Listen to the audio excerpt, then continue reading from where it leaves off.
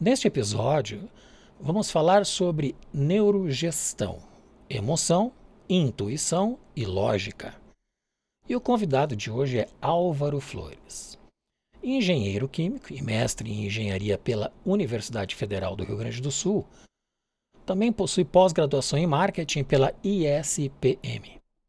Fez MBA em Neurobusiness e formação em vários cursos de extensão no exterior, como Neuroeconomia, Consumer Neuroscience e Neuromarketing. É consultor, coach executivo, palestrante e autor dos livros POC Decision, a neurociência, explicando por que decidimos, o que decidimos e como decidimos. E a revolução dos nichos, do Big Bang à personalização em massa. Além disso, é coautor de duas outras obras sobre foco e coaching. Ele se define ainda como neuromanager, e é sobre isso que queremos nos aprofundar agora. Álvaro, seja muito bem-vindo. Obrigado, Maurício, em primeiro lugar, pelo convite. Obrigado a todos que estão nos escutando e nos vendo aqui nesse momento, né? E acho que faltou aí nesse currículo dizer que nós temos mais de 30 anos de convivência aí, de amizade, que faz parte também dessa troca de experiências aí que a gente tem há bastante tempo. Então, mais uma vez, gratidão pelo convite. Um grande prazer realmente de estar aqui falando contigo e poder compartilhar com os ouvintes desses conhecimentos. Excelente, Álvaro. É uma alegria a tua presença hoje no Pod Brand. Eu é que agradeço a aceitação do convite. E certamente são, no mínimo, 3 décadas de amizade, de longa data e de troca de ideias, né, de conteúdo. Entrando no tema, a interseção entre a neurociência e a gestão, um campo emergente conhecido como neurogestão, oferece insights únicos sobre como nossos cérebros funcionam na tomada de decisões, desvendando como a emoção, a intuição e lógica interagem para moldar nossas escolhas. Então eu te pergunto, você poderia começar explicando o conceito de neuromanagement ou neurogestão? E ainda, quais mudanças um líder empresarial teria que implementar para incorporar estes princípios? Perfeito. Vamos partir do seguinte princípio, Maurício. Pessoas são cérebros, né? São os nossos cérebros que fazem com que nós tomemos as nossas decisões, venhamos agir como nós agimos, tenhamos os comportamentos que a gente tem. Quando a gente extrapola isso para uma empresa, empresas são pessoas, né? Então, dentro do ambiente empresarial, indo para a segunda resposta, né? Qualquer empreendedor, qualquer gestor, qualquer líder, né? Ele precisa entender de pessoas e, consequentemente, quanto melhor ele entender do cérebro dessas pessoas, melhor ele vai poder desempenhar a sua função e estimular todo o trabalho da equipe, né? Então, o neuromanagement, ele trata da gestão com a luz da neurociência, com esse conhecimento do funcionamento do cérebro, né? A linha americana, existe duas, né? Só para explicar a palavra, né? Os americanos gostam de falar muito de neurobusiness, né? Até no Brasil, como a gente teve uma influência dessa escola americana, né? Os principais profissionais e professores que atuam na área vêm da escola americana, a gente fala muito neurobusiness aqui no Brasil. Mas na Europa, né, a gente vê mais o conceito de neuromanagement. E eu, né, bebi bastante dessa fonte europeia através dos cursos de especialização. E eu entendo que o neuromanagement ele acaba sendo a palavra mais adequada, porque não necessariamente nós vamos aplicar isso apenas no negócio, nós vamos aplicar isso também na nossa vida pessoal, na nossa gestão do tempo, na gestão dos nossos relacionamentos pessoais, até, né, amorosos, familiares. Então, eu entendo que o conceito de neuromanagement, ele serve, né, de uma forma mais universal no momento que tu vai gerenciar qualquer coisa, né, seja ela focada em negócios, seja ela focada nos relacionamentos pessoais, profissionais e outros, né?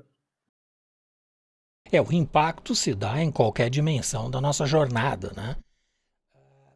O seu trabalho, ele explora como a neurociência e a economia comportamental revelam que nossas decisões são frequentemente mais irracionais do que imaginamos. Pode nos dar alguns exemplos desses mecanismos cerebrais que levam a essa irracionalidade nas decisões e como podemos usar esses conhecimentos para tomar decisões melhores? É impressionante, né? Se a gente voltar aí uns 4 séculos, né, nós vamos encontrar Descartes falando exatamente, né, do penso, logo existo, né? É que naquele tempo não existiam redes sociais, porque se ele não postasse nada nas redes sociais, ele não existiria na época, né?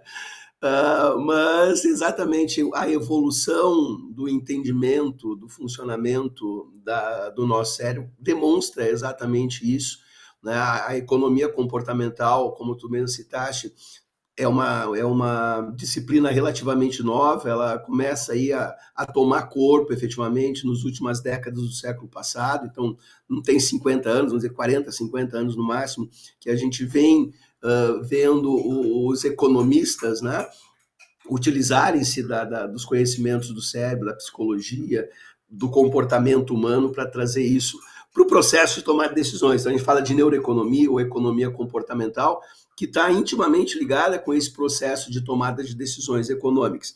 E aí vale destacar que quando eu falo em decisão econômica, eu não estou falando especificamente de uma decisão que envolva dinheiro, né? Nós tomamos decisões econômicas a todo momento. Uma decisão econômica é aquela decisão que vai gerar um impacto posterior. Então, por exemplo, de manhã cedo, na medida que no momento que a gente acorda e opta ali, vou ficar mais 5 minutos na cama, ou já vou levantar e começar minhas atividades, isso é uma decisão econômica, né? E aí começa exatamente a se perceber que essas decisões, elas não são muitas vezes lógicas ou de caráter puramente racional, como a economia tradicional, né, sempre pregava que as nossas decisões econômicas buscavam otimizar sempre os nossos recursos, né? Ou seja, com menores custos, obter os maiores benefícios. Só que isso é colocado por terra quando a gente começa a partir da economia comportamental e depois com a vinda dos métodos neurocientíficos de avaliação da atividade cerebral, e daí eu falo de eletroencefalograma, de ressonância magnética funcional por imagens, né? Que, vamos dizer, já são coisas que começam a ser mais utilizadas a partir do início desse nosso século, né? O casamento disso começa realmente a mostrar e a conseguir interpretar o porquê das nossas decisões. E aí que eu começo o POC, né? A gente tem que entender primeiro o porquê, e a neurociência, a neuroeconomia, a economia comportamental começam a nos mostrar esses porquês. Por que não agimos racionalmente? E até alguns autores dão números para isso. Eu não gosto muito de estabelecer esses padrões, mas autores dizem que 85% da nossa tomada de decisão ela é irracional, ela é emocional, não é racional, né? Muitas vezes o racional ele busca uma justificativa para aquilo que nós já decidimos, né, irracionalmente ou emocionalmente, né? E aí alguns autores, tem alguns exemplos, eu vou usar os exemplos clássicos aqui, né? O próprio Daniel Kahneman, na sua obra fantástica e referência, que é o Rápido e Devagar, ele coloca lá, né, a pergunta que foi feita para estudantes de MBA nos Estados Unidos, que é a seguinte: se o bastão e uma bola custam 1,10 e a bola e o bastão custa 1 a mais que a bola, quanto custa a bola? Rapidamente você responde, né, o seu cérebro processa e vai dizer 10. Só que isso está errado, né? Se a bola custar 10, o bastão custa 1 a mais, o bastão vai custar 1,10, a soma vai dar 1,20. A bola custa 0,5, né? O bastão 1,5, a soma 1,10. Mas não precisa ser matemático, porque a grande maioria das pessoas responde isso. Por quê? O nosso cérebro ele processa as emoções de forma rápida, de forma muitas vezes instintiva, né? Isso é decorrente da nossa evolução. Imagina se lá na savana, quando o nosso cérebro foi construído, né? O nosso cérebro é assim como é hoje há mais de 100 mil anos.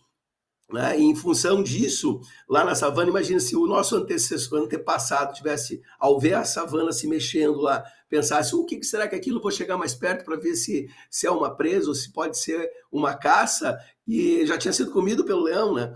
Então, a primeira reação ela é instintiva, a primeira reação ela tem que ser rápida.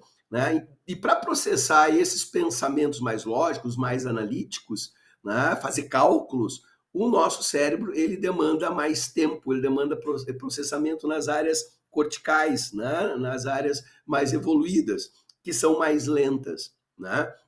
E muitas vezes nossas decisões necessitam ser rápidas, então elas são tomadas fundamentalmente pela emoção, né, de forma muitas vezes não racionais, e aí entram todos os vieses, as heurísticas que nós podemos falar na sequência. E para a gente poder processar isso de uma forma mais lógica, poder analisar isso de formas mais profundas, a gente precisa de tempo. Então, a dica, né, que a gente leva para a gestão, para a liderança, para a tomada de decisões empresariais é isso, né? Não tomar as decisões movidos por emoção, né? Nós precisamos ter o tempo para o nosso cérebro processar, juntar as informações. Isso não é rápido, isso é devagar. O Kahneman divide esse modelo de pensamento para a tomada de decisões em duas dimensões, né? O sistema 1 e o sistema 2, né? Que é o instintivo, imediato, aquele que não demanda um raciocínio lógico, como por exemplo 2 mais 2, 4, ou reconhecer um rosto. São atividades que a gente define instintivamente com o nosso cérebro. Isso ele considera o sistema 1, me parece. Né? E o sistema 2 é aquele que exige um pensamento lógico, racional, que determina uma necessidade de uma elaboração do pensamento, como por exemplo uma fórmula matemática mais complexa, ou um planejamento estratégico, ou uma decisão de vida, enfim, ou uma decisão de investimentos, se bem que nos investimentos muitas pessoas decidem também pelo sistema 1, que é aquele impulsivo, né? E isso gera perdas enormes. Com raros casos, alguns ganhos, mas a gente vai tratar um pouco disso mais à frente. Nós falamos do Daniel Kahneman no episódio de 2 semanas atrás, onde falamos sobre planejamento financeiro, desenho do seu futuro. Foi com o André Monberger. Legal. O grande André. Exatamente, nosso conterrâneo aí. Isso aí. Então, eu gostaria de pedir para as pessoas, por gentileza, que se inscrevam em nosso canal. Isso nos ajuda muito com a engenharia dos algoritmos. Em seu mais recente livro, POC Decision, você sugere que, através do conhecimento do funcionamento do cérebro, podemos prever e entender melhor as decisões das outras pessoas, com um impacto positivo em nossos relacionamentos e atividades profissionais.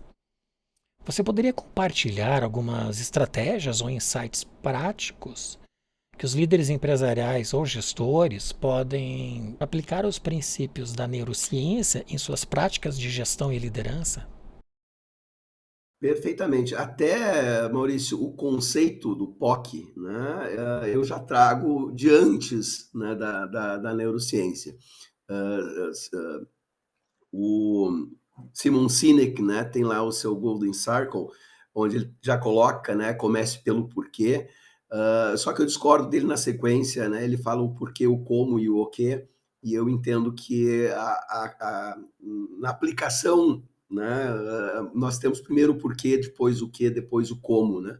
Então eu já desenvolvia, já usava esse conceito anteriormente. Vou pegar um exemplo explicitamente aplicado à liderança, por exemplo, no momento de uma delegação, como é que funciona uma delegação efetiva, ou, né, qual o grande problema que normalmente nós vemos nos gestores na hora de delegar uma determinada atividade. Eles costumam dizer o que seu liderado tem que fazer e muitas vezes como ele tem que fazer, né? E ele não explica primeiro o porquê. E aí qualquer dificuldade, ou a pessoa vai travar ou vai, né, tomar uma decisão incorreta porque não tem a visão do todo, que é o porquê, né? Então, numa delegação efetiva, nós temos que primeiro dizer por que aquilo tem que ser realizado, qual é o objetivo que a gente espera com aquela determinada atividade, que é o o quê. E muitas vezes procurar deixar o como à vontade para a pessoa que vai desempenhar a atividade poder colocar sua criatividade, utilizar melhor as suas habilidades para desenvolver aquela tarefa, né? Então, já trazia essa lógica do POC há mais tempo, aplicando também aos negócios, né? E quando eu, né, fui entender a neurociência e comecei a aplicar os conceitos de neurociência, eu entendi exatamente isso. Pô, a neurociência, a primeira coisa que ela me diz são os porquês, que exatamente são as nossas reações, os nossos comportamentos derivados da função natural do nosso cérebro, né? E a partir de entender os porquês, opa, aí, entendendo esse porquê, eu consigo modular melhor, eu definir melhor o que eu faço, né? Já conhecendo isso, né? Citaste ali as questões financeiras, decisões financeiras. Pô, por que eu tenho dificuldade, por exemplo, de fazer economias? Né? Porque existe uma defasagem temporal no meu cérebro que ele não pensa no depois, ele está pensando primeiro no agora. Então, quando eu começo a entender isso, eu percebo que essas várias questões não são naturais para o nosso cérebro, em função da sua modelagem a partir da sua evolução. Então, eu tenho que tomar algumas atitudes, alguns OKs de forma diferente para definir como que eu vou atingir esses objetivos, né? Então, o POC nada mais é do que essa lógica, onde a neurociência nos traz principalmente à luz do porquê tomamos determinadas decisões em função das reações naturais do nosso cérebro, da formação natural do nosso cérebro, como, né, definido pelo Kahneman como sistema 1 e sistema 2. Nós temos uma questão muito importante que também define uma série de comportamentos nossos, que é o elevado custo metabólico que o nosso cérebro tem, né? Só para explicar isso de uma forma mais simples, o nosso cérebro, ele tem, em média, 1,360 kg, isso representa, para uma pessoa de porte médio, em torno de 2% da nossa massa corpórea, porém, ele consome 20% de toda a energia do nosso corpo, né? Então, é o órgão gastão do nosso corpo, né? Então, no processo evolutivo, o que aconteceu? Né? O nosso ancestral, ele não sabia se ele ia comer amanhã, ele tinha batido a presa hoje, ele não sabia, não tinha perspectiva de quando ele iria comer novamente. Então, o corpo tinha que guardar energia. E aí, se tu precisa guardar energia para você economizar energia, tu vai economizar de quem? De quem gasta mais. Então, o nosso cérebro foi modelado para economizar energia naturalmente. E isso impacta sobremaneira nas nossas decisões, né? Por exemplo, aquela questão assim de eu sempre fazer o mesmo trajeto todos os dias de casa para o trabalho, né? A minha avó chamava isso do burro do padeiro, né? Que fazia sempre o mesmo caminho, né? Por que a gente faz isso naturalmente? Porque economiza energia, eu não preciso pensar alternativas, né? Aí decorre também por que nós somos resistentes à mudança, porque eu falo nós seres humanos, né? Isso é válido para todos nós, todos da nossa espécie, né? Por que nós ficamos né, procuramos a zona de conforto para economizar energia. Então, quando eu começo a entender toda essa dinâmica, eu começo a entender os porquês da dificuldade da mudança, porquê da dificuldade de inovação, de pensar diferente, de pensar fora da caixa, né? Então, tudo isso tem a origem exatamente nesse entendimento. Então, à medida que tu abre essa janela, tu passa a entender esses porquês, aí, né, consegue melhorar a tua estratégia, consegue melhorar as atividades, as ações, né, planejar a tua empresa, a tua vida de uma forma melhor e conduzir, então, isso, né, à luz desse entendimento. Poderia fazer uma explanação do conceito de POC? Por que POC Decision? O POC vem do acróstico, né, por quê, o que e como, né? Então, eu tinha uma certa, na hora de definir o título do livro, né? Tive medo de colocar neurociência ou neuroeconomia, né? O neuromanagement, porque ainda é um tema novo, é um tema que as pessoas desconhecem, e aí mais uma questão, né, neurocientífica, o desconhecimento gera medo, né? E o medo gera não ação, né? Então a gente trava. Então, e até para me apropriar, de certa forma, desse conceito, né? E esse entendimento que eu tenho dessa sequência do porquê, o que e como, no processo de tomar decisão, e aí surgiu lá o POC Decision, né? Mas o subtítulo, né, Neurociência explicando por que decidimos, o que decidimos e como decidimos, deixa explícito, né, essa técnica que a gente pode chamar assim. É, que tem uma origem no Golden Circle, né? Sim. Participou do Pod Brand, há uns 2 meses atrás, o Edson Matsu. que foi o diretor criativo da Grendene, da Melissa, por 3 décadas. E é muito interessante que ele fez uma reelaboração do Golden Circle. Ele constituiu 2 componentes adicionais que ele chamou de Emerald Circle, que ele acrescenta para o que mudar e com quem mudar.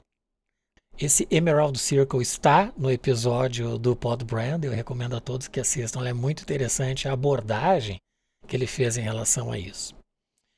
Entrando numa outra obra de um autor renomadíssimo, que é o Nassim Taleb, o livro dele, Iludidos pelo Acaso, é um livro que explora a natureza do acaso, da sorte e da aleatoriedade na vida e nos negócios.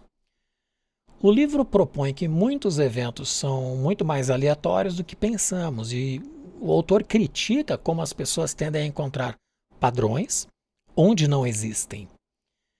Uma de suas definições é o erro de confirmação.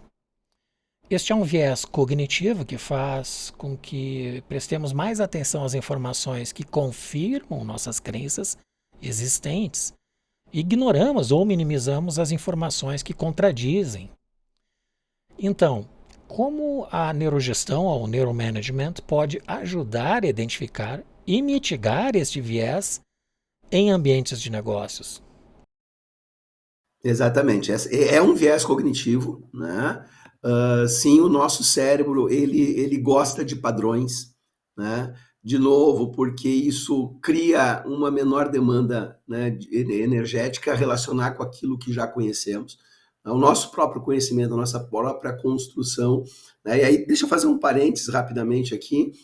Né, quando a gente fala dessa questão, como o cérebro funciona, as reações naturais que tomamos, não estou eliminando todas as questões de aprendizado, de cultura, né, que nós trazemos no decorrer e acumulamos no decorrer da nossa vida. Né? Isso também é constantemente absorvido pelo nosso cérebro, e o primeiro lugar onde ele vai buscar informação para uma tomada de decisão é exatamente nesse conhecimento, nessa experiência acumulada. Né? Mas existem essas questões, esses vieses que são reações naturais. Né? E esse viés da confirmação, ele é natural. Né? Ele é natural. Nós vamos sempre reforçar aquilo que a gente já conhece. E o acaso, né? E daí por isso que então o nosso cérebro ele busca padrão onde não existe. Eu uso um exemplo, tem um exemplo no meu livro, né, que todo mundo também, na hora que eu apresento, acaba caindo. Aquela coisa, se eu tenho lá 50 bolas vermelhas e 50 bolas brancas dentro de um saco, né? Lá, tipo de bingo, né? E eu tirar uma bola, né? Depois tirar outra bola, né? Devolvendo essa bola. Qual é a sequência mais provável? Que saiam 6 bolas vermelhas, que saiam 6 bolas brancas, que saia uma bola branca, uma vermelha, uma branca, uma vermelha, ou que saiam lá uma branca, uma vermelha, uma vermelha, uma branca e uma vermelha. Né? Normalmente as pessoas acham que a mais provável é a última. Né? Porém, não, todas têm a mesma probabilidade. Né? Porque sempre vai haver um sobre 50 de sair uma vermelha e um sobre 50 de sair uma branca. Mas daí, isso, de novo, fazendo link lá com o Kahneman, isso é sistema 2, isso é sistema lógico, racional, tem que fazer cálculo. Né? Então, mas o nosso cérebro busca padrão. O nosso cérebro realmente busca padrão. Então, de novo, o entendimento que nós trazemos a partir disso é que nós temos que incorporar, entender o que é probabilístico, né? O que é e o que é aleatório. Né? Entender de probabilidade. Não estou dizendo para ninguém fazer um curso de probabilidade estatística, mas nós precisamos ter esse discernimento, né? E incorporar a aleatoriedade. Sim, as coisas muitas vezes são aleatórias, né? E isso no nosso processo de tomar decisão é importante. A gente tem uma decorrência disso, a própria questão da familiaridade, como eu disse, né? Nós acumulamos conhecimento, aquilo que nos é familiar, isso é mais confortável para o nosso cérebro, né? Nós nos sentimos melhores porque gasta menos energia, o cérebro precisa menos energia para processar essas informações. Né? Muitas vezes isso não é tanto a bens, se aplica tanto a bens, né? Que é uma relação de vendedor-comprador. Por que o vendedor sempre acha que o produto dele vale mais e o comprador que o produto dele vale menos? Porque nesse momento da negociação, o produto está com o vendedor. Então, como é dele, ele valoriza mais. No momento que eu comprei alguma coisa, isso ganhou mais valor para mim. Por exemplo, eu comprei um ingresso para o jogo do meu time hoje à noite, né? Eu paguei R$ 250. Agora, acabaram os ingressos, alguém me oferecer R$ 1.000 por esse ingresso hoje, eu não vendo, porque agora ele é meu, né? Então, a gente tem isso. E também com relação a ideias, né? Se eu tenho uma ideia, eu me apego a ela. Para mim, ela tem mais valor do que a ideia do outro, né? E vejam só o impacto que isso é dentro de uma empresa, né? Envolvendo a liderança. Então, tem que entender isso. As pessoas se apegam àquilo que tem, né? E elas, em função de ter essa, né? Criar essa familiaridade, criar essa posse, enfim. Então, são várias decorrências e realmente o Taleb aborda isso, né? Mas é natural. Então, dizer, claro, vale a crítica no sentido que a gente precisa pensar diferente e a gente consegue pensar diferente de uma forma mais efetiva, entendendo, né, como é que funciona isso aqui. Perfeito. É um desafio quebrar os padrões que a gente já tem pré-estabelecidos como forma de conduta, né? O Taleb, ele ainda menciona o viés do sobrevivente. Este é a tendência de focar nas pessoas ou coisas que sobreviveram a algum processo ou ignorar as que não sobreviveram devido à falta de visibilidade. Por exemplo, se estivermos olhando para empresas bem-sucedidas, nós podemos concluir que todas elas seguiram um determinado caminho para esse sucesso. No entanto, isso ignora todas as outras empresas que seguiram o mesmo caminho, mas falharam. Este viés pode levar a uma compreensão errônea de causalidade e sucesso.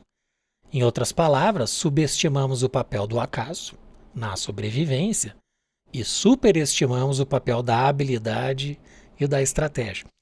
Então eu te pergunto, como isso se traduz no mundo dos negócios e como o neuromanagement pode ajudar a mitigar este viés? Esse viés ele vem da heurística da disponibilidade, né? A heurística é aquilo que causa o viés, né? E realmente o nosso cérebro ele se atenta mais àquela informação que está disponível. Então, por exemplo, o que mata mais, acidentes aéreos ou unha encravada? Né? As pessoas vão dizer certamente os desastres aéreos, mas não, unha encravada que gere uma inflamação, uma infecção, ela mata muito mais, né? Mas ninguém vai noticiar que alguém morreu por causa da unha encravada. Agora, quando cai um avião, isso sai em todas as mídias, né? Em todo o mundo. Então, exatamente se apega àquela informação disponível, mas que não necessariamente, né? E muitas vezes não é aquilo que de fato está acontecendo. Esse exemplo que tu disseste, né? É bem isso. Nós só vemos as empresas de sucesso, porque as que tiveram fracasso já acabaram, já não existem mais. Né? Até isso me remete muito a todo estudo que o Napoleão Hill fez lá no início do século passado, há mais de 100 anos, ao escrever a Lei do Triunfo. Né? Acho que a grande maioria das pessoas sabe que ele teve acesso, entrevistou, né, em torno de 20 dos grandes empresários do tempo dele lá, o Ford, o Carnegie, né, e outros tantos, mas pouca gente sabe que ele entrevistou mais de 2.000 empresários que tinham fracassado. Né? E a Lei do Triunfo, ela é exatamente essa comparação. Não adianta querer fazer aquilo que é noticiado que um ou dois fizeram, tem que analisar também tudo que foi feito daquela forma e não deu certo. Né? Até o Cortella tem um vídeo que circula bastante na internet, né, do filho que chega para o pai e diz, eu não vou fazer faculdade porque o Bill Gates, porque o Mark Zuckerberg não tem faculdade, né? Pô, mas de novo, é a exceção a talvez uma regra, né? Então a gente não pode tomar essas decisões baseadas apenas, né, naquilo que nós temos disponível. Aí entra o grande desafio, né, que eu vejo dos líderes, dos gestores, dos empresários hoje, que é exatamente o grande volume de informação disponível, porém a superficialidade dessa informação. Né? Eu sempre brincava com meus alunos que no meu tempo de estudante, aqui em Novo Hamburgo, né, eu gastava, para obter uma informação, eu gastava passagem de ônibus e sola de sapato, porque eu tinha que pegar um ônibus de Novo Hamburgo a Porto Alegre, e daí caminhar até a biblioteca da URGS, da Cientec, enfim, para acessar lá os chemical abstracts da época, para ter uma informação sobre uma determinada molécula, né? Mas eram informações, obviamente, pesquisadas, estavam disponíveis em publicações científicas internacionais. Hoje, tu dá 2 cliques, tu tem centenas de milhares de referências. Agora, qual é o que é o desafio, né? A disponibilidade está aí. Agora, o grande desafio é a gente separar isso e não ficar só na superficialidade. Então, eu vejo o grande desafio exatamente, né, para, vamos lá, o antídoto em relação à heurística da disponibilidade é a visão sistêmica, né? O aprofundamento, né? O questionamento também, né, Maurício? Mas o porquê? Né? Lá no coaching a gente aprende isso, né? Pergunte 5 porquês para você chegar na causa raiz de qualquer coisa. Né? E muitas vezes as pessoas, com o primeiro porquê, já se dão por satisfeitas e toca o barco, vamos lá, e aí as decisões, né, pessoais, empresariais, acabam sendo falhas. Aí a importância de estudar casos empresariais, inclusive aqueles que não perenizaram, né? E identificar as causas, as razões. Muitas vezes o aprendizado pelo erro, ele é muito mais efetivo do que o aprendizado do acerto, né? Eu acho que a tese do Taleb tem muito sentido no meio empresarial. Sem dúvida, sem dúvida. O Antônio Damasio, neurocientista português, ele é conhecido por sua pesquisa sobre as bases neurais das emoções e como elas influenciam o comportamento e a tomada de decisões. Em seu livro mais famoso, O Erro de Descartes, ele argumenta contra a visão tradicional de que o pensamento lógico e as emoções são separados, propondo que, na verdade, são profundamente interligados. Ele também fala da hipótese do marcador somático. Esta é uma ideia de que as emoções guiam o processo de tomada de decisão ao criar uma marca positiva ou negativa associada a diferentes opções, baseado em experiências passadas. Isso nos ajuda a fazer julgamentos e decisões rápidas e até eficazes. O Damasio, ele argumenta que esses marcadores somáticos funcionam como uma espécie de atalho cognitivo, permitindo-nos fazer um julgamento rápido e eficiente. Então, que estratégias ou práticas você recomendaria para ajudar os líderes a reconhecer e talvez até reavaliar esses marcadores somáticos para melhorar a qualidade das suas decisões? Veja como todos esses conceitos eles estão, né, entrelaçados, né, Maurício? Claro, o Damasio, né, ele tá enxergando, né? Toda pesquisa do Damasio, ele está ali com, né, todos esses equipamentos que permitem ele enxergar as zonas de ativação e tal. O Kahneman, né, lá como psicólogo, né, ele trouxe uma forma mais abstrata o sistema 1 e o sistema 2, mas né, quando a gente compara as leituras, né, a gente vê que exatamente quando o Damasio diz que são as emoções que direcionam as nossas tomadas de decisões, é exatamente como o Kahneman dizia, que 85% da decisão é tomada pelo sistema 1 e depois vem o sistema 2 para justificar. Né? A questão das emoções, elas estão falando um pouco fisiologicamente, anatomicamente relacionadas com o sistema límbico, né? Que é o sistema que todos os mamíferos têm. Então, sim, o gatinho, o cachorrinho também sentem, né? Eles só não racionalizam, eles não transformam emoção em sentimento, porque sentimento é racional, é a forma como eu penso a respeito daquela emoção. Né? Mas as emoções, então, elas ocorrem nesses sistemas e têm uma influência muito grande de hormônios e neurotransmissores que são produzidos nessas regiões. Então, o processo de tomar decisão ele acaba sendo, né, uma balança. Quem eu ativo mais?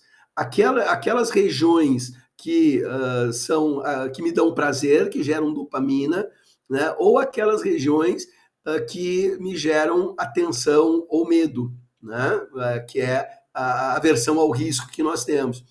Então, é esse balanço que faz, né? Depois que o córtex venha fazer a comparação e venha tomar uma decisão. Faço ou não faço? Sim ou não, né? Então, o entendimento disso, da parte do sistema límbico, é fundamental. Então, olhando do ponto de vista do gestor, a grande pergunta é, se eu quero um sim, como eu ativo as áreas de prazer? Se eu quero um não, como eu ativo as áreas de aversão a risco-perda? Né? Pegar um exemplo bem prático. Né? Eu tenho feito alguns trabalhos nesse sentido e os resultados são fantásticos. Né? Desenvolvimento de assinaturas olfativas. Né? O que uma assinatura olfativa? Não é só um cheirinho bom. Né? Uma assinatura olfativa eficiente é aquela que consegue ativar determinadas áreas de determinadas formas, né? Que podem ser diferentes dependendo do produto, do serviço que eu tô oferecendo, né? De forma que essas áreas, somente pelo cheiro, que o consumidor vai sentir ao entrar numa loja ou a ter algum produto, né? Vai fazer com que ele compre, né? Ou volte a comprar. Né? E de que forma que eu posso suprimir determinadas regiões, né?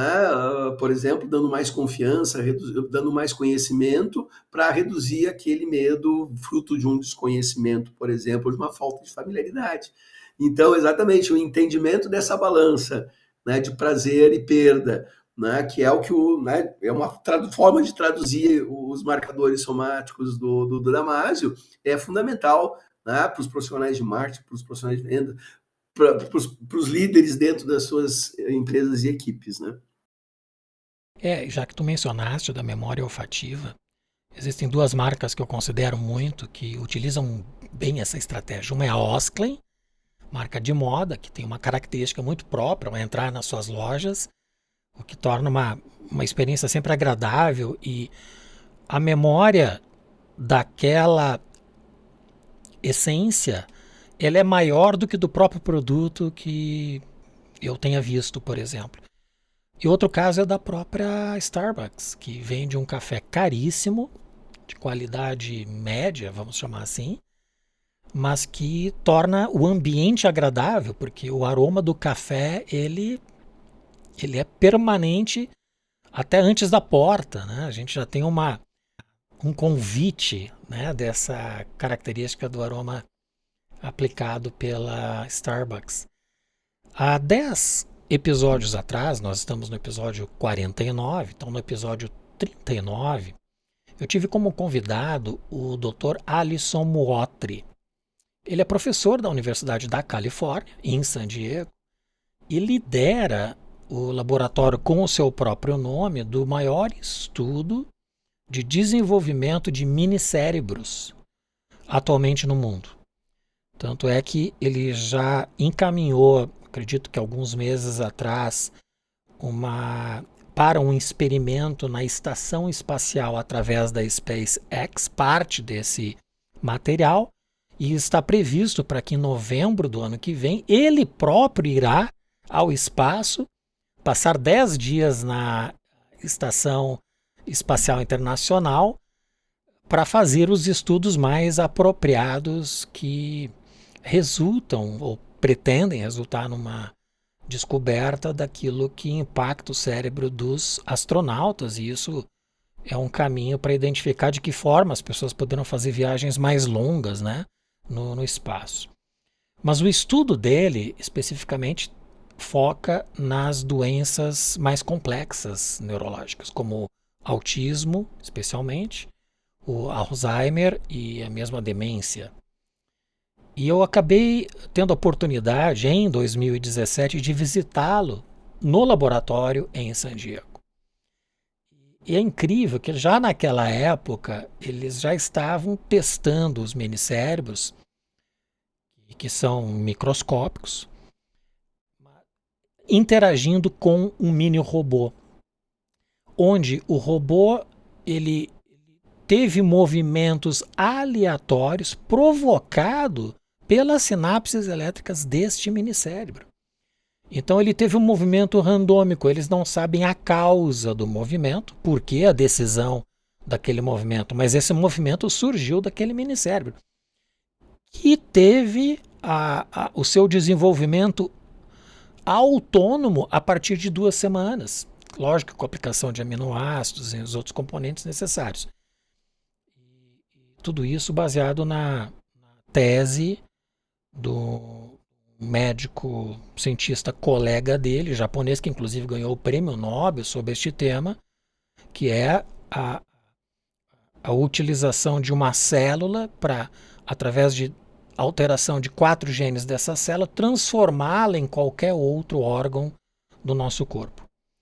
Então é um episódio também que eu recomendo muito às pessoas, que eu acredito que esse estudo ele vai vir para o âmbito do comportamento e não exclusivamente da doença ou das patologias que ele está estudando nesse momento. Que é o caso da Neuralink, né, do Elon Musk. Uhum. Que já começou agora, teve aprovação do FDA nos Estados Unidos para fazer a conexão dos implantes cerebrais em pessoas, né, não somente em animais. O Paul Zak, que também é um autor best-seller, ele é um neuroeconomista conhecido pelo seu trabalho pioneiro na área da neuroeconomia e por sua pesquisa sobre a ocitocina, que ele chamou de molécula moral, procurando entender como a neurobiologia das decisões humanas pode levar a estratégias mais eficazes de gestão e política, por exemplo. O livro The Moral Molecule, que no Brasil se chama A Molécula da Moralidade, me parece, correto? Isso. Uhum. O Zak explora a conexão entre a confiança e a moralidade e a ocitocina. Ocitocina, para as pessoas que não conhecem, é um hormônio que é conhecido pelo seu papel nas interações sociais e na formação de vínculos entre as pessoas, aquilo que a gente chama de empatia. Segundo a ocitocina é liberada durante interações sociais positivas, ela pode promover comportamentos de confiança e cooperação. E isso está provado pelos estudos do Paul Zak. Como as organizações podem facilitar essas interações e criar um ambiente de trabalho que incentive a liberação de ocitocina nas equipes? Não só a ocitocina, né, mas todos os hormônios transmissores e neurotransmissores, alguns classificam a ocitocina como um neurotransmissor, ou desculpa, um neurohormônio, né, elas afetam sobremaneira os nossos comportamentos, né, e a ocitocina realmente ela é mais estimulada nas mulheres, inclusive, né, a produção de ocitocina é maior nas mulheres, por isso que as mulheres têm naturalmente essa maior empatia, esse maior envolvimento com o convívio social, né, isso também dentro das organizações, né, e sim, é importante desenvolver formas de estimular isso. Eu fiz, quando uma das empresas que eu assessoro, que fez 40 anos, a gente fez a gente chamou a Jornada dos Mestres. Foi um processo, vamos chamar assim, de coaching em grupo que envolveu todas as pessoas, todos os colaboradores. E num dos episódios dessa Jornada dos Mestres, a gente propôs um desafio, que era o desafio 8x5, né, que era cada pessoa da empresa dar 8 abraços por dia, durante 5 dias, para chegar nos 40, né, dentro da sua equipe, né? Ou seja, se abraçar. Por que isso? O Paul Zak diz que nós precisamos de 8 abraços por dia para gerar ocitocina, né? Então eu usei exatamente esse conhecimento do Paul Zak sobre ocitocina, estimulando as pessoas a se abraçarem no ambiente de trabalho. E a gente mediu depois o clima, né? A gente tinha uma pesquisa de clima organizacional antes e a gente mediu fez novamente essa pesquisa depois e é fato, né? Nós conseguimos simplesmente com o estímulo dessa proximidade através do abraço, né? Consequentemente gerando ocitocina, né? Melhorar sobremaneira o ambiente de trabalho, né? Então é uma forma, foi um case que a gente pode colocar aqui, mas claro, todas as situações em que tu, né, valorize, muitas vezes não precisa ser o abraço, pode ser a palavra de afeto, né? A palavra de reconhecimento, né? Porque o reconhecimento vai causar a mesma coisa, né? Ele vai gerar ocitocina, ele vai gerar também dopamina, né? Quem não gosta, né? Quando tu é elogiado por qualquer coisa que você faça, sente aquele calorzinho no peito, né? coisa boa, isso é geração de ocitocina e dopamina, Sim. né? Então, são essas ações, né, que podem e devem, no meu entendimento, ser usadas nas organizações, pelos líderes, né, dentro das suas equipes, para estimular isso e, consequência disso, exatamente a confiança, o bem-estar entre a equipe, a empatia, né, todo esse envolvimento que a gente tem emocional também com as pessoas. É importante a menção que tu fizeste da incidência maior da ocitocina nas mulheres, porque para as mulheres que não conhecem, o momento de maior descarga de ocitocina na vida da mulher é no momento do parto, Isso. que é justamente onde provoca um relaxamento, uma certa tranquilidade necessária para poder dar luz, né, a um ser, né, um filho, uma filha, que está chegando com empatia, né, com todo esse acolhimento. Então a ocitocina tem uma descarga enorme nesta ocasião, vamos chamar assim. Maravilha. Álvaro, chegou o momento do pinga-fogo. O pinga-fogo Bora! são 3 perguntas que eu faço a todos os convidados. Preparado? Bora lá! Primeira delas, quais são as virtudes do empreendedor de sucesso? Vamos lá, eu vejo que, primeiro ponto, uma visão sistêmica, né? Ele não tem que entender só do seu negócio ou do seu produto, do que ele faz. Ele precisa ter uma visão geral de mercado, de pessoas, né? Então, entender a inter-relação entre as diversas questões. Eu vejo isso como fundamental e exatamente a gente vê que uma grande parte dos empresários, eles conhecem muito bem o seu produto ou o seu negócio e falta essa visão do todo, né? E por isso que muitas vezes os empreendimentos não dão certo. Então, visão sistêmica seria um. O planejamento flexível, né? Porque aí parece que tenta alguma coisa, eu planejo, ok, eu vou seguir o planejamento, mas não.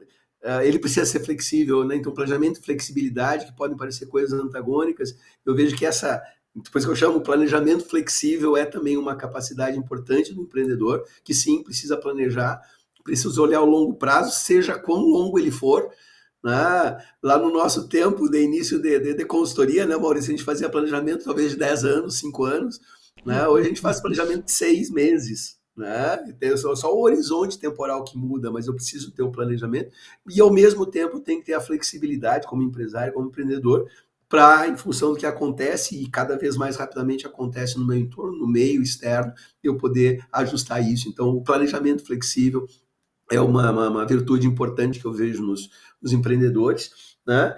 E talvez, não vou querer hierarquizar, mas dentro do top 3 aí, a assunção de riscos. Não existe empreendimento sem riscos, né? E aí a gente tem um forte componente cerebral, que o nosso cérebro ele é avesso a riscos, ele ativa, né, o medo, o risco ativa a amígdala ela bloqueia, né, as nossas ações e o empresário não pode ter isso, né? Então ele tem que ter essa assunção a risco. São as 3 coisas que eu destacaria como principais virtudes de um empreendedor de sucesso. Este último componente que tu mencionaste no exterior se chama de estamina. Uhum. O que diferencia os sonhadores dos fazedores? Vejo que está muito relacionado com esse último ponto, né? De controlar as suas emoções, principalmente relacionadas ao medo, né? Sonhar todo mundo sonha, né? Agora, sempre vai existir riscos envolvidos, ou normalmente existem riscos envolvidos ao fazer alguma coisa, seja ela qual for, atravessar a rua tem um risco envolvido, né? Se eu tiver medo, eu não atravesso, apesar de lá do outro lado da rua pode estar, né, a coisa mais maravilhosa do mundo que eu queira. Então, o controle das emoções, em especial o controle do medo, é fundamental para fazer. Então, acho que o que diferencia sonhadores de fazedores é exatamente o controle. Como eu sempre digo, tá com medo, vai com medo mesmo. Muito bom. E a última, o que é design? Essa é uma boa pergunta, né? A gente pode pensar do design lá desde o, né, tempo que a gente chamava ainda de desenho industrial, né, Maurício? Né, quando falo do nível No acadêmico, né, milênio passado? se dá desenho industrial. Mas eu vejo que hoje, né, o conceito de design está muito ligado em resolver de forma criativa situações de forma eficaz, né? Qualquer situação que seja. Posso estar falando de um produto, posso estar falando de um modelo de negócios, posso estar falando de uma nova forma, né, de entendimento de qualquer situação. E quando eu falo eficaz, efetiva, eu estou dizendo eficiente e eficaz, ou seja, que seja performe melhor e que atinja o resultado, né? Então, a aplicação da criatividade nesse sentido, eu entendo como design hoje, né? Ótimo. Álvaro, nós chegamos na seção de livros do Podbrand. Você poderia trazer indicações de obras que lhe impactaram? Bom, algumas a gente citou aqui durante a nossa conversa, durante o podcast, né? O próprio Damásio, o Kahneman, né? O Rápido e Devagar, do Daniel Kahneman, para mim é uma obra fundamental em quem quer se aprofundar nessa área. Nós temos o Imprevisivelmente Irracional, do Dan Ariely, que é outra obra fantástica, cheio de exemplos práticos e estudos fundamentais para isso. Nós temos o Richard Thaler, com o seu Nudges, né, que fala muito da arquitetura da escolha. Isso também daria um outro papo aí, né, enorme, né, de como estimular através de pequenos empurrõezinhos, né, os nudges, como que eu faço que as pessoas tomem uma determinada decisão ou outra. Né? E esses mesmos autores têm outras obras, né? Então Daniel Kahneman, Dan Ariely e Richard Thaler seriam autores de referência, que aliás foram exatamente os principais autores que eu usei, né, como referência aqui para fazer o POC Decision, que é o que eu também deixo como sugestão de leitura. Né? Foram mais de 40 obras, mais de 100 artigos científicos que eu, de certa forma, consolidei aí numa linguagem, né, que o grande desafio foi esse, fazer um livro de neuroeconomia, na verdade, de economia comportamental, que fosse acessível aqui ao leigo, vamos chamar assim, que não tem os conceitos, e ao mesmo tempo que agregasse aqueles profissionais, aqueles que já estudam neurociência, que já estudam neuroeconomia, né? Então, é as sugestões que eu deixo aí para a turma. Excelente. Só reforçando, os links destes livros estarão na descrição aí abaixo.